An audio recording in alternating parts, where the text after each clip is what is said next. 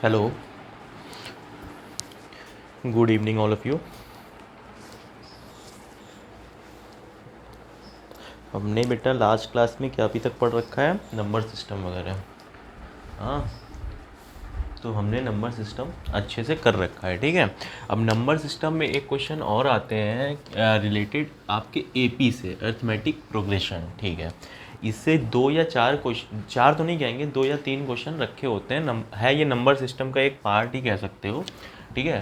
तो इसका क्या है, 2 या 3 क्वेश्चन ऐसे आ जाते हैं। टीचिंग एग्ज़ाम्स हो गए या आपके ये है यूपी पुलिस का, यूपीएसआई का, इन सब में एपी से रिलेटेड क्वेश्चन आता है, ठीक है। तो आज हम एपी पढ़ेंगे, अर्थमेटिक प्रोग्रेशन, ठीक है।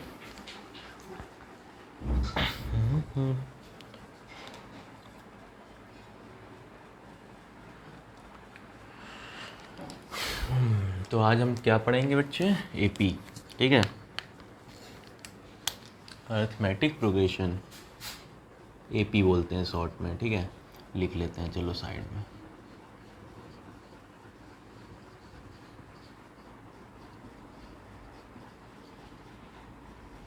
ठीक है, ये आपका अरिथमेटिक प्रोग्रेशन एपी जिसे बोलते हैं, इसके ये 2-3 क्वेश्चन आपको मिल जाएंगे, ठीक है। 1 मिनट, ठीक है, स्पेलिंग देख रहा था, ठीक है। ठीक, तो क्या पढ़ना है हमें, अरिथमेटिक प्रोग्रेशन। हाँ, अब इसका पहले कॉन्सेप्ट सीखते हैं बच्चे कि क्वेश्चन मतलब जो आता है वो किस कॉन्सेप्ट से ज़्यादातर आता है, ठीक है। तो इस पे हमारे 2-3 फार्मूले मेन हैं, वो यूज़ होते हैं, ठीक है। जैसे एक होगा आपका, इसको मैं स्टार्ट ऐसे करता हूँ, अरिथमेटिक प्रोग्रेशन, जैसे नाम से ही थोड़ा बहुत समझ में आ रहा होगा कि कुछ प्रोग्रेस, ऐसे प्रोग्रेस में चीज़ें चल रही हैं, ठीक है।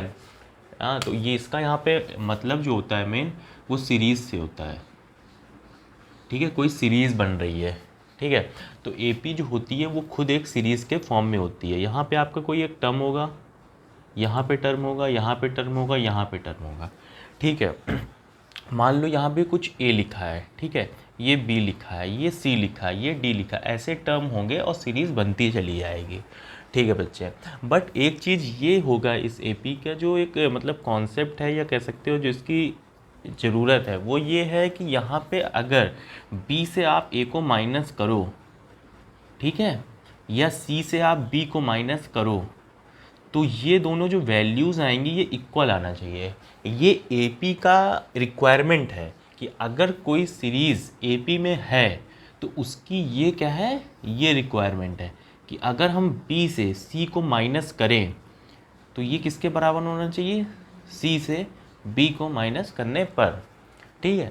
ये चीज़ इसकी रिक्वायरमेंट है कि अगर कोई भी सीरीज़ दी है, नंबर सीरीज़ है, उसमें मैथमेटिकल टर्म्स लिखी हुई हैं, तो उसमें जो सेकंड टर्म है, अगर सेकंड टर्म से हम फर्स्ट टर्म को माइनस करें, सेकंड टर्म से हमने फर्स्ट टर्म को माइनस किया, तो जो भी वैल्यू आएगी, मान लो 2 आई, तो जो हम सी से बी को माइनस करेंगे वही वैल्यू आनी चाहिए 2।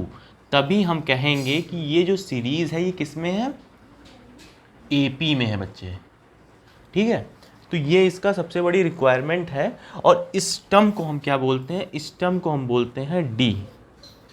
डी मतलब होता है कॉमन डिफरेंस। नाम से ही आपको पता चल रहा होगा, कॉमन डिफरेंस। कॉमन इसलिए बोला गया है क्योंकि इसको आप यहाँ पे इससे माइनस करें, सी से बी को माइनस करें, डी से सी को माइनस करें, किसी को भी माइनस करें अपने इस मतलब आगे वाले टर्म से पीछे वाले टर्म को, तो आपको क्या मिलेगा, एक कांस्टेंट मिलेगा और वो क्या होगा, इक्वल होगा। इसलिए इसे हम बोलते हैं कॉमन, ठीक है, कॉमन। और डिफरेंस इसलिए बोलते हैं क्योंकि ये माइनस करके पाया गया होता है। मतलब ये ओरिजिन कहाँ से होता है, ये माइनस करने से, मतलब बी से ए को माइनस करने पे जो टर्म मिलेगा वो क्या होगा, एक कांस्टेंट होगा और वो तीनों का इक्वल होगा, तो उसे हम बोलेंगे कॉमन। और डिफरेंस हम इसलिए बोलेंगे क्योंकि वो डिफरेंस करके मिला है, ठीक है। तो बहुत ज़्यादा बात कर ली हमने डी के बारे में, कॉमन डिफरेंस के बारे में कि कैसे आया, कहाँ से आया, ठीक है। तो ये हो गया। और इसी सीरीज का जो पहला टर्म होगा, फर्स्ट टर्म, उसे क्या बोलेंगे बच्चे, उसे हम बोलेंगे ए, ठीक है। पहले टर्म को हमने क्या बोला, ए। थोड़ा दूसरे कलर से करते हैं, थोड़ा हाईलाइट हो, ठीक है। पहले टर्म को हमने बोला ए, ठीक है। कॉमन डिफरेंस को हमने बोला डी, ठीक है। तो पहला टर्म हो गया, डी हो गया। और सीरीज में क्या होता है, फर्स्ट टर्म आपको होना चाहिए, डी होना चाहिए। और सीरीज में ये चीज़ होती है कि टर्म्स कितनी होंगी, टर्म्स कितनी होंगी तो हम इसकी बात करेंगे। टर्म्स कितनी होगी वो तो हम किससे डिनोट करेंगे, एन से डिनोट करेंगे। एन क्या है, नंबर ऑफ टर्म्स, ठीक है। नंबर ऑफ टर्म्स हो गई। मतलब अगर कोई सीरीज़ ऐसे बना रहे हो, ये है सीरीज़, आप ऐसे बना रहे हो कोई नंबर सीरीज़, तो आपको क्या क्या इसमें पहले पता होना चाहिए, पहला टर्म पता होना चाहिए, ठीक है। ए हमें पता होना चाहिए, ठीक है। अब अगला टर्म निकालने के लिए क्या पता होना चाहिए, डी पता होना चाहिए, ठीक है। डी क्या है, कॉमन डिफरेंस है, वो हम यहाँ पे ले आए। तो अगर ए पे हम क्या करें, डी का प्लस कर दें तो यहाँ पे ये टर्म आ जाएगी, है ना। ए पे क्या करें, प्लस डी कर दें। एक मिनट,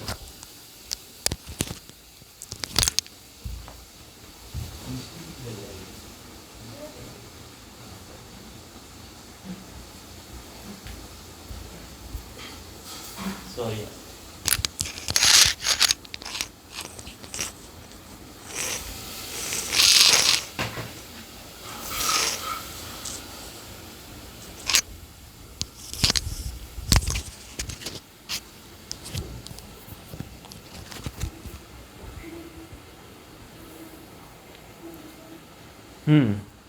तो हम कहाँ पे थे, हम ये थे यहाँ पे कि हाँ, एन क्या है, नंबर ऑफ टर्म्स हो गया था कि कितनी टर्म होगी, मतलब कितने नंबर लिखे जाएंगे या कितने नंबर से सीरीज बनी है, तो वो होगा हमारा एन। ए क्या था, ए हमारी पहली टर्म या पहली संख्या बोलते हैं। डी क्या था, डी वो था कि अगर हम दूसरी संख्या से, मतलब सेकेंड टर्म से फर्स्ट टर्म को माइनस कर दे तो हमारा डी आ जाता था। या हम इसको ऐसे भी कह सकते हैं कि हम अगर फर्स्ट टर्म जो है ए, उसमें हम क्या करें, डी का ऐड कर दें तो सेकेंड टर्म आ जाएगी। तो ये सब चीज़ें दिमाग में रिकॉल करो कि क्या मतलब कैसे एक सीरीज़ बन रही है। जैसे आपने क्या किया कि एक सीरीज़ के लिए क्या क्या ज़रूरत होगी तो एक सीरीज़ एक सीरीज़ के लिए क्या क्या ज़रूरत होगी, पहले हमें उसका पहला टर्म पता होना चाहिए, ए हो गया, हम उसे ए से डिनोट करेंगे। दूसरी चीज़ ये हो गई कि हमें नेक्स्ट टर्म पता करना है, तो नेक्स्ट टर्म पता होने के लिए हमें डी पता होना चाहिए, ठीक है। तो डी हमें पता है तो हम डी क्या करेंगे, ए में ऐड कर देंगे तो हमें सेकंड टर्म पता चल जाएगी, ठीक है।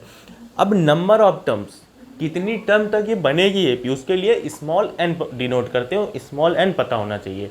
तो ये सब चीज़ें हैं, कॉम्बिनेशन है ए का, स्मॉल डी का, एन का।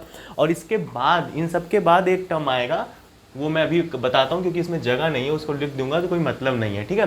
तो तीन चीज़ें समझ में आ जानी चाहिए, ए, स्मॉल डी और स्मॉल एन।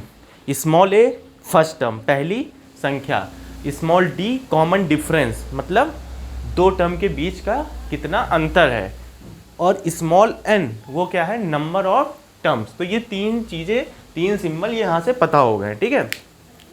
अब आगे देखते हैं कुछ।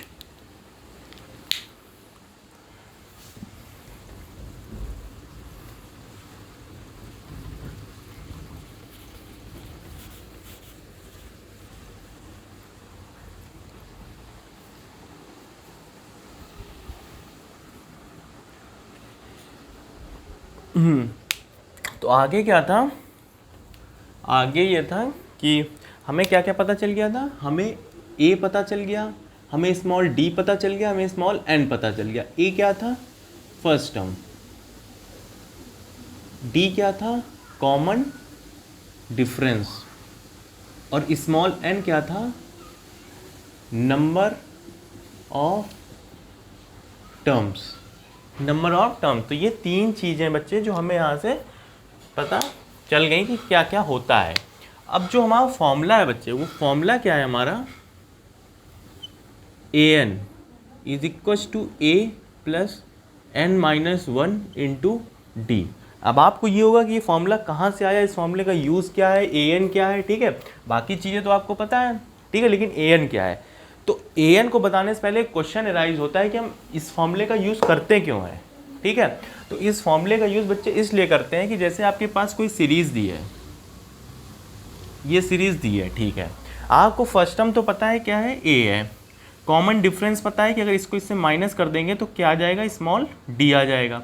आपको ये भी पता है कि नंबर ऑफ टर्म्स हैं n, लेकिन अगर आपसे मैं ये पूछ लूँ कि यहाँ पे लिखी हुई संख्या क्या होगी, यहाँ पे लिखी हुई संख्या या यहाँ पे लिखा हुआ नंबर क्या होगा, तो आप क्या बताओगे, यहाँ कैसे बताओगे, ये नहीं बता पाओगे ना।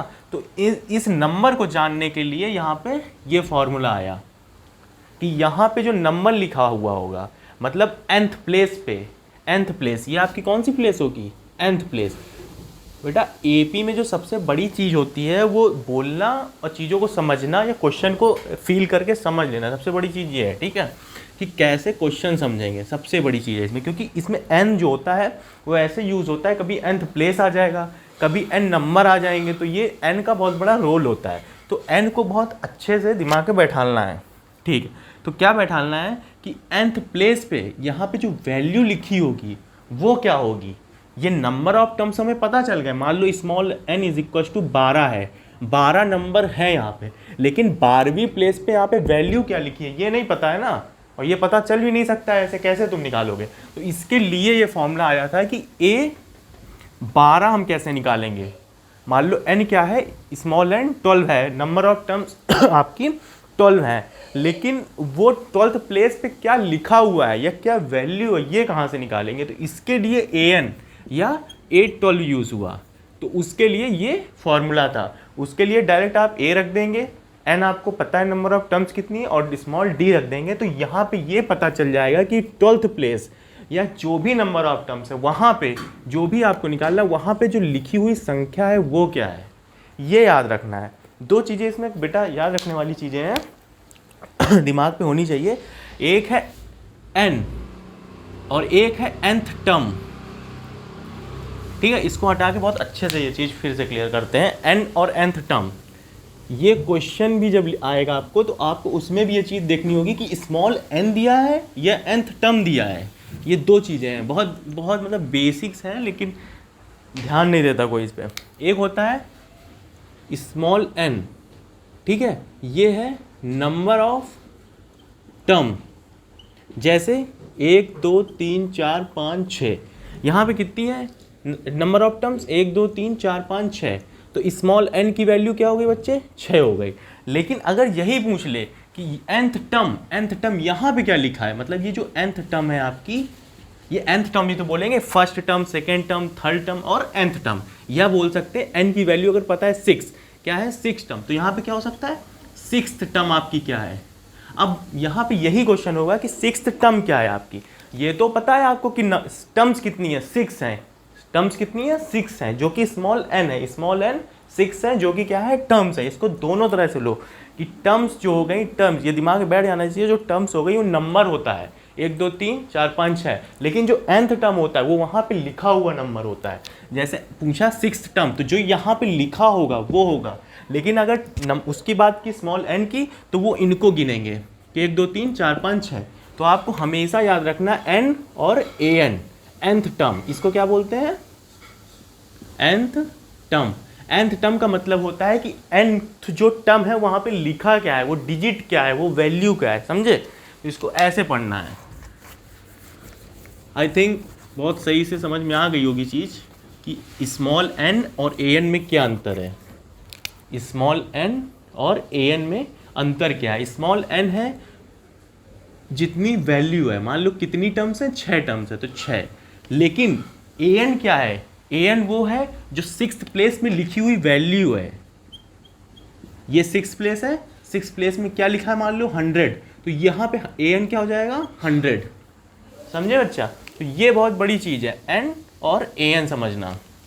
n है नंबर ऑफ टर्म्स, मतलब गिनना है कितनी टर्म्स लिखी हुई हैं। an क्या है, an है आपका कि वहाँ पे लिखा क्या है, ठीक है, लिखी हुई वैल्यूज़ और वहाँ पे लिखा क्या है, दो चीज़ें अलग अलग हैं n और an।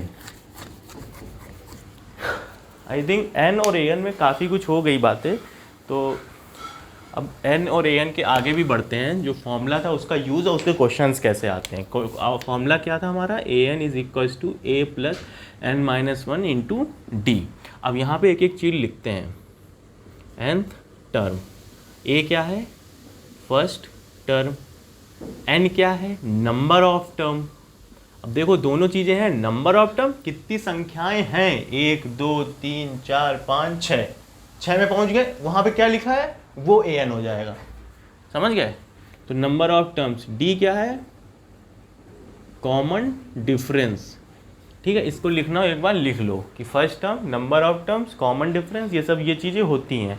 ठीक है, अब इस पर क्वेश्चन आप देखते हैं कैसा आएगा। ठीक है, इसको साइड में कहीं लिख लेते हैं, ये फॉर्मूला याद होना चाहिए आपको।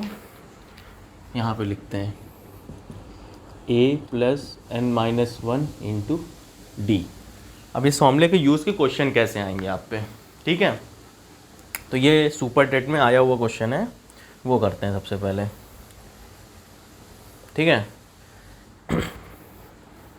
डायरेक्ट अच्छे क्वेश्चन ही उठाएंगे, छोटा मोटा क्वेश्चन नहीं करेंगे। क्वेश्चन है आपका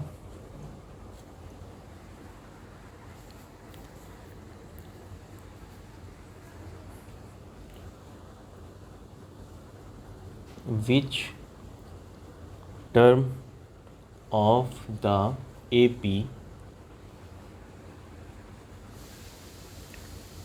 3 8 13 इज़ 78।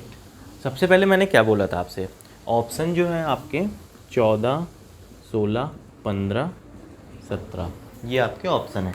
अब इसको जब क्वेश्चन इस तरह का आएगा तो मैंने सबसे पहले आपको बोला है वो चीज़ें ध्यान रखना, a small d small n, और क्या बोला है मैंने, an। ठीक है, अब सबसे पहले तो क्वेश्चन को पढ़ो, which term of the AP, कौन सी टर्म मतलब कौन सी संख्या, ठीक है। विच टर्म पूछा है मतलब कौन सी, विच टर्म, सॉरी कौन सी संख्या नहीं होगा, टर्म को हिंदी में क्या बोलेंगे, टर्म आई थिंक मुझे भी नहीं पता हिंदी में क्या बोलेंगे, बस ये समझ लो कि टर्म मतलब प्लेस, कौन सी प्लेस ऐसे कह सकते हो, या इसको टर्म ही रहने दो, ठीक है। थोड़ा ऐसे भी समझ में इंग्लिश में ही आना ही चाहिए, ज़रूरी नहीं है कि हिंदी इंग्लिश दोनों, ठीक है। तो कौन सी टर्म मतलब कौन सी प्लेस, मतलब अगर कोई ऐसे वैल्यूज़ हैं तो कौन सी टर्म की बात हो रही है, तो आपको ये दिमाग में आना चाहिए, अगर कौन सी टर्म हो रही है तो मतलब क्वेश्चन ने पूछा क्या है, स्मॉल n, कौन सी टर्म पूछा है ना, तो स्मॉल n आपका क्या है पूछा है, और दिया क्या क्या है, दिया है आपका a बराबर 3, d कैसे निकालते हैं, इस वाले से इस वाले को माइनस कर देते हैं, तो 8 - 3 5, और ये 78, कौन सी टर्म इस AP की 78 होगी, क्या है क्वेश्चन, कौन सी टर्म इस AP की 78 होगी, कौन सी टर्म मतलब स्मॉल n पूछा है, और स्मॉल n पे जो वैल्यू लिखी हुई है वहाँ पे वो क्या लिखी हुई है 78, तो an हो जाएगा 78। अब बताना है कि कौन सी टर्म आपकी 78 होगी इस AP की, लगा दो सीधा फॉर्मूला। ठीक है, अब एक एक चीज़ रखते हैं। हाँ, पहले क्या है 78 an की जगह, a की जगह बच्चे 3 प्लस n आपको निकालना है, d क्या है 8 - 3 5, और आगे भी आपको चेक करना है, तो 13 - 8 5, तो 5 ही आएगा। अब 78 - 3 -1 गुणे 5, 78 - 3 क्या हो जाएगा 75, ठीक है। 78 - 3 75 हो जाएगा, 75 डिवाइड बाई क्या आ जाएगा 5 इज इक्वल्स टू n-1, ठीक है।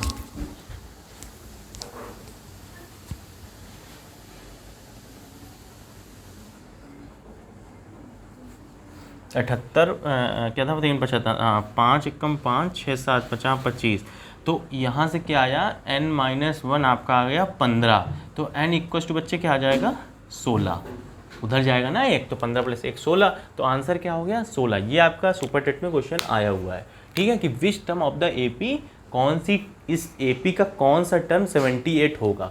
तो हमने इसमें क्या देखा कि क्वेश्चन थोड़ा अजीब सा, मतलब जब भी क्वेश्चन आपको दिखेगा ना तो इसमें an पकड़ना ही मेन चीज़ होती है।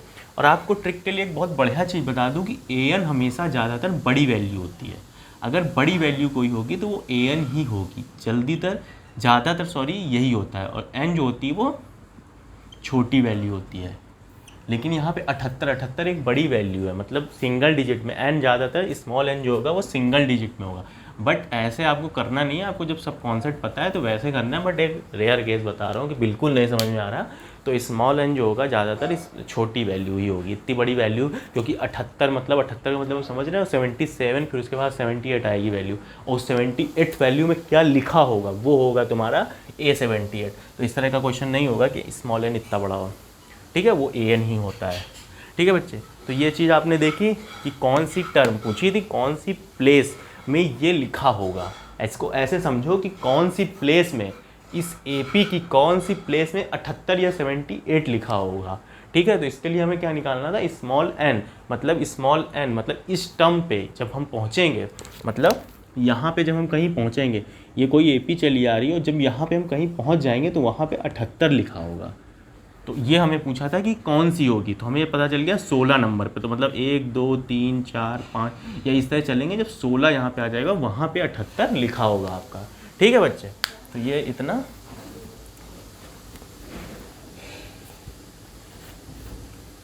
है ना।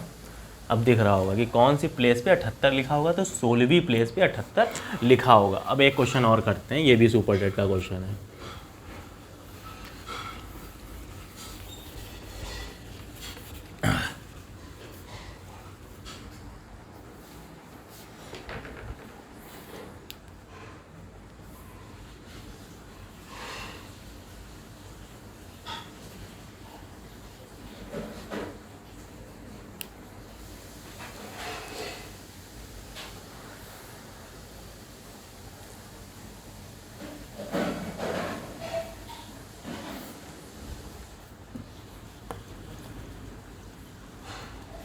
ये क्वेश्चन जो है ये सबसे पॉपुलर क्वेश्चन है अब जो कराने जा रहा हूँ। ये आपको आराम से मिलेगा सुपर टेट या किसी भी एग्ज़ाम वगैरह में। ठीक है, क्वेश्चन है आपका,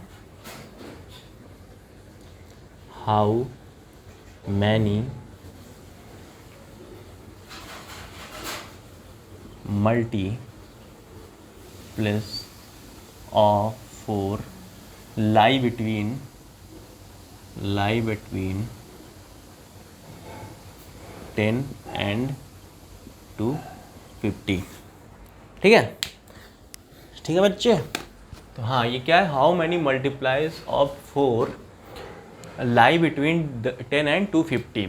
ठीक है, आपको ये चीज़ इससे पता चल रही है कि हाउ मैनी मल्टीप्लाइज ऑफ 4 के कितने मल्टीप्लाई 10 और 250 के बीच में आएंगे। How many multiplies of 4 lie between 10 and 250।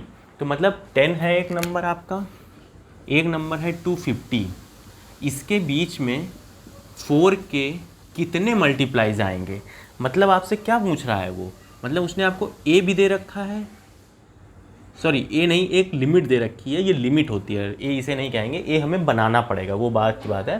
पहले हम ये समझते हैं कि हमें पूछा क्या है। तो हमें ये पता है कि क्वेश्चन में ये कह रहा है कि 10 और 250 के बीच में 4 के कितने मल्टीप्लाइज हैं। तो इसका मतलब कितने मल्टीप्लाइज, कितने आ गया ना वर्ड, कितने मतलब स्मॉल एन। तो इस तरह के वर्ड से हमें पकड़ना होता है क्या पूछा है। तो स्मॉल एन इसमें पूछा है बच्चे, और थोड़ा लॉजिक भी समझ में आ रहा है कि हाउ मैनी मल्टीप्लाइज।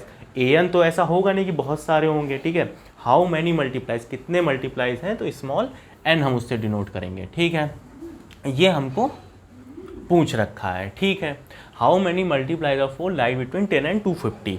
अब 10 और 250, तो हम इसमें ए फॉर्मूला हमारा क्या होता है, A N is equal to A plus N minus 1 into D. हमें निकालना क्या है, स्मॉल एन।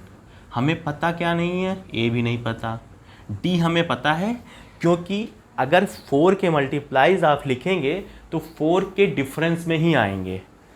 4 का मल्टीप्लाइज मान लिया 12 है, तो अगला कौन सा होगा 16, डिफरेंस क्या आ रहा है 4। तो एक चीज़ ये कॉमन पता चल गई कि जो डिफरेंस आएगा वो 4 ही आएगा। ए हमें पता नहीं है, ए एन हमें पता नहीं, तो पहले हमें ए और ए एन पता करना पड़ेगा। अब हम गए 10 पे, हमने 10 पे ये देखा कि यह क्या ये 4 का मल्टीप्लाइज है, तो हमने देखा कि 10 जो है 4 का मल्टीप्लाइज नहीं है। फिर हम उसके आगे गए 11 ही 4 का नहीं है। फिर हम गए 12 पे, 12 पे जब हमने चेक किया कि 4 3 12 जो है वो 4 का मल्टीप्लाइज है, तो हमने ले लिया ए, हमें मिल गया 12। ए हमें क्या मिल गया 12। इसमें हमारा यही काम होता है, चीज़ों को ढूंढना होता है। तो ए हो गया हमारा 12। ठीक है, वो अब हम जब आगे जाएंगे, अब 12 के बाद हम फिर चेक ऐसे करेंगे, एक एक नंबर करेंगे तो हो जाएगा बहुत देर। तो ये कॉमन सेंस होना चाहिए कि अगर एक 12 है तो दूसरा 4 के बाद ही आएगा। अब ये बहुत ही कॉमन सेंस वाली बात है, ठीक है। तो 4 के बाद ही आएगा, इसका मतलब 16 हो जाएगा।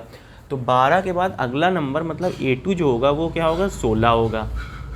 ठीक है, अब 12 हो गया, 16 हो गया, अगला नंबर क्या होगा A3, 12 16 20 होगा। तो ये चीज़ें आपको पता चलने लगी कि AP बनती जा रही है। यहाँ पे D कितना आ रहा है 4 आ रहा है।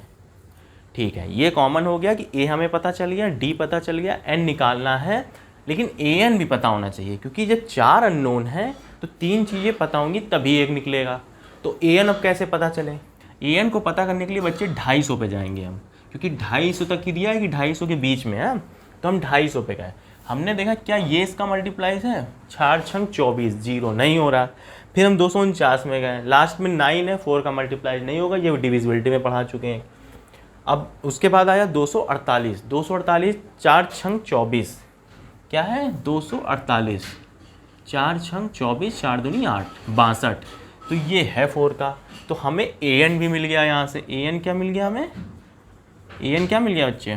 AN हमें मिल गया 248 मिल गया हमें AN।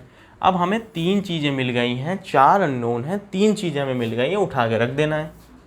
AN की जगह क्या है 248, A की जगह क्या है बच्चे 12, N की जगह निकालना है, D की जगह 4। अब 248 माइनस 12 हो जाएगा आपका 236 आई थिंक, हाँ 236 हो जाएगा। 4 इधर से ले आओगे नीचे, सही कर रहा हूँ? तो ये हो जाएगा, कितनी बार जाएगा 4 पंचे 20, 4 पंचे 20 और 4 9 36 is equal to N minus 1। तो N इज इक्वल टू हो जाएगा 59 प्लस 1, ये क्या हो जाएगा N इज इक्वल टू 60। ये आ गया आपका आंसर। मतलब क्या है कि 10 और 250 के बीच में 60 टर्म्स ऐसी होंगी जो 4 की मल्टीप्लाइज होंगी। ठीक है, मतलब 10 और 250 के बीच में 60 टर्म ऐसी होंगी बेटा जो आपकी 4 की मल्टीप्लाइज होंगी। ठीक है, तो ये चीज़ थे, ऐसे क्वेश्चन आपको मिलेंगे। ये दोनों क्वेश्चन आए हुए हैं पुराने, और यही ही आएंगे, इसी टाइप के आएंगे। 4 की जगह 5 हो सकता है यहाँ पे, और वैल्यूज़ ये दोनों चेंज हो सकती हैं। तो आपको करना कुछ नहीं है बच्चे, बस यही ध्यान रखना है कि कौन सा नंबर दिया है जिससे मल्टीप्लाइज ढूंढने हैं और किन के बीच में ढूंढना है। ये दोनों चीज़ें याद रहेंगी। तो AN और D निकालना है, और N आपका फॉर्मूले से निकल आएगा। 3 चीज़ें ढूंढनी पड़ेगी क्वेश्चन में आपको, और एक चीज़ आपको फॉर्मूले के थ्रू निकल आएगी। ठीक है,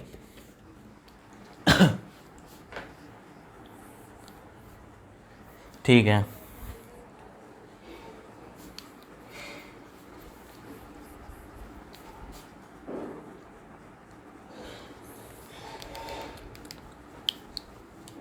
एक क्वेश्चन और कर लेते हैं।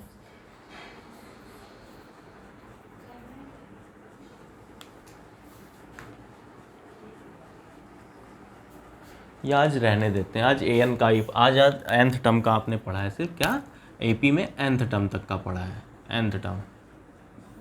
ठीक है, nth टर्म तक का पढ़ा है। अब सम ऑफ n टर्म्स ये हम लोग नेक्स्ट में पढ़ेंगे। ठीक है, ये था nth टर्म तक के कॉन्सेप्ट पूरा।